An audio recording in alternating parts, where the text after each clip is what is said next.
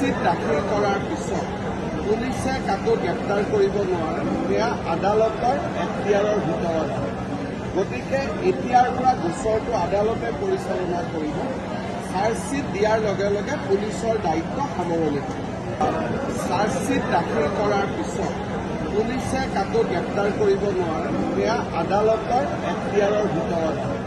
গতিকে এতিয়াৰ পৰা গোচৰটো আদালতে পৰিচালনা কৰিব। চাৰ্জশ্বিট দিয়াৰ লগে লগে পুলিচৰ দায়িত্ব সামৰণি হ'ব। চাৰ্জশ্বিট দাখিল কৰাৰ পিছত পুলিচে কাকো গ্ৰেপ্তাৰ কৰিব নোৱাৰে, সেয়া আদালতৰ এখতিয়াৰৰ ভিতৰত। গতিকে এতিয়াৰ পৰা গোচৰটো আদালতে পৰিচালনা কৰিব। চাৰ্জশ্বিট দিয়াৰ লগে লগে পুলিচৰ দায়িত্ব সামৰণি হ'ব। চাৰ্জশ্বিট দাখিল কৰাৰ পিছত পুলিচে কাকো গ্ৰেপ্তাৰ কৰিব নোৱাৰে, সেয়া আদালতৰ এখতিয়াৰৰ ভিতৰত। গতিকে এতিয়াৰ পৰা গোচৰটো আদালতে পৰিচালনা কৰিব। চাৰ্জশ্বিট দিয়াৰ লগে লগে পুলিচৰ দায়িত্ব সামৰণি হ'ব।